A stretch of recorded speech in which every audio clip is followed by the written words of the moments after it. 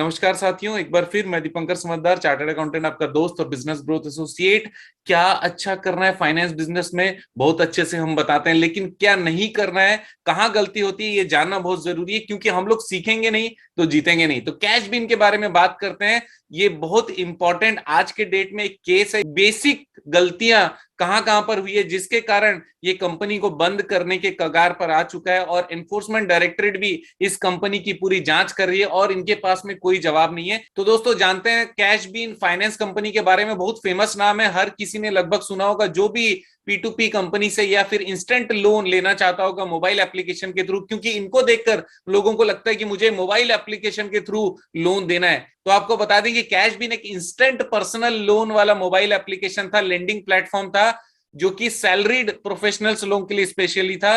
और ये PC financial services private limited, जो कि आरबीआई रजिस्टर्ड एनबीएफसी है, इस कंपनी के रजिस्ट्रेशन के अंदर में कैश बिन नाम से इनका मोबाइल एप्लीकेशन है, जो कि पर्सनल लोन प्रोवाइड करता है 10 मिनट के अंदर 1,000 रुपए से 60,000 रुपए तक, और इसका जो एनुअलाइज्ड इंटरेस्ट रेट है 33% तक जाता है। लेकिन मैं आपको बता दूं, इससे भी बहुत ज्यादा जाता है, क्योंकि काफी सारे हमारे भी क्लाइंट है जिन्होंने यहां से लोन लिया है, और उनका इंटरेस्ट रेट जो था उनका 15 दिन से लेके 25 दिन, कभी 1 महीना, 2 महीना, 3 महीने में ही इससे ज्यादा परसेंटेज और चार्जेस उनको लग जाते थे। अब जानते हैं कि हुआ क्या था। पीसी फाइनेंशियल सर्विसेज ये कंट्रोल कौन करता था? चाइनीज नेशनल करते थे। तो चाइनीज व्यक्ति इसको कंट्रोल करते थे, और बहुत सारे शेल कंपनीज, ये शेल कंपनीज क्या होती है? ऐसी कंपनी जो कि फर्जी है, किसी के भी नाम से बने हुए, उसके थ्रू फंडिंग रूट करने का इनका काम होता था। ये फिनटेक कंपनी है, क्योंकि मोबाइल एप्लीकेशन के थ्रू लोन दे रहे थे, और सस्पिशियस फॉरेन आउटवर्ड रेमिटेंसेस बहुत ज्यादा था। पीसी फाइनेंशियल सर्विसेज की जो पेरेंट कंपनी थी ना, उन्होंने एफडीआई मतलब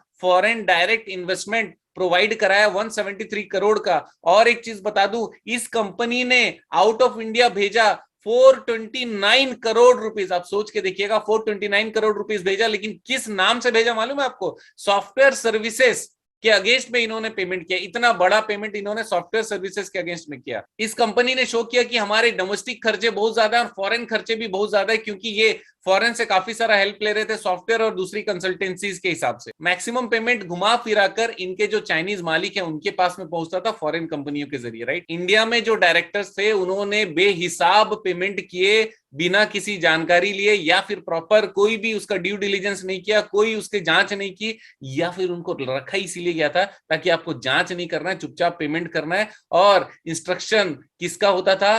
कंट्री हेड जैंग होंग, जो कि डायरेक्टली रिपोर्ट करते थे झोउ याहुई, जो कि चाइना के नेशनल थे, जैसा मैंने आपको शुरू में बताया। एनफोर्समेंट डायरेक्टरेट, जो कि प्रवर्तन कार्यालय है, इनका कहना है कि जितने इन्होंने खर्चे किए ना, उसका 1% 2% में ही इंडिया में ये सारी फैसिलिटीज मिल जाती। इन्होंने जबरदस्ती के बहुत सारे पेमेंट आउटवर्ड रेमिटेंस में किए हैं। इसके अलावा एनबीएफसी जो कंपनी है, उसके सारे क्लाइंटेल इंडिया में ही है, फिर भी huge payment out of country भेजने का तो कोई तुक बनता ही नहीं है, राइट। इतना ही नहीं, इसी पीरियड के अंदर में 941 करोड़ रुपीस का एक्सपेंसेस इन्होंने शो किया। आप सोच सकते हैं इतना ज्यादा बड़ा एक्सपेंसेस इन्होंने दिखाया है। और जब एनफोर्समेंट डायरेक्टरेट ने इनसे बोला कि आप हिसाब बताइए, क्यों दिया, कैसे दिया, और यहीं से आपने क्यों खरीदा जहां पर आपने हेवी पेमेंट किए, जबकि इंडिया में वो चीजें अवेलेबल थी या फिर वर्ल्ड में दूसरे जगह भी अवेलेबल थी, तो क्या पैसा फ्री में आ रहा था जो आपने इतने सारे खर्चे किए और ये फाइनली चाइनीज कंपनी तक आपने पहुंचाए?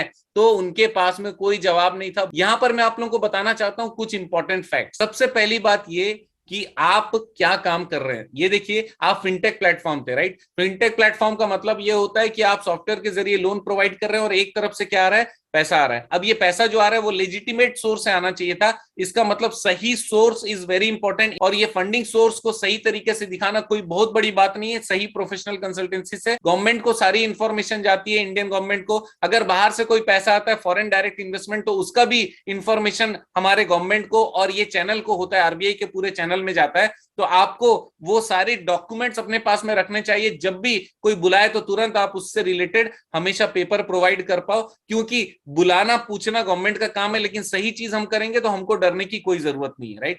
इसके अलावा जब भी आप कोई एक्सपेंडिचर करते हैं एज ए डायरेक्टर, तो देखिए, मैं सारे डायरेक्टर्स, छोटी से छोटी बड़ी से बड़ी कंपनी के डायरेक्टर्स को बोलता हूं, आप डायरेक्टर्स हो, अगर आप कुछ भी गलत काम करोगे तो डायरेक्टर जेल के अंदर जाता है, डायरेक्टर को परेशानी होती है। इसीलिए हर वो काम जिसमें पैसा इन्वॉल्व है, ट्रस्ट इन्वॉल्व इन्वॉल्व है, वहां पर पेपर डॉक्यूमेंटेशन प्रॉपर करिएगा, ड्यू डिलीजेंस सही तरीके से करिएगा, कोई दिक्कत नहीं होगी। इसके अलावा कंप्लायंसेस हमेशा इंपॉर्टेंट है। हर सर्टिफिकेशन जो आपको किसी भी कारण से कहीं पर भी देना होगा, उसका सपोर्टिंग हमेशा रखिए, उसके बाद ही उसका काम करिएगा, ताकि आपके ऊपर में कोई बात कभी ना आ सके।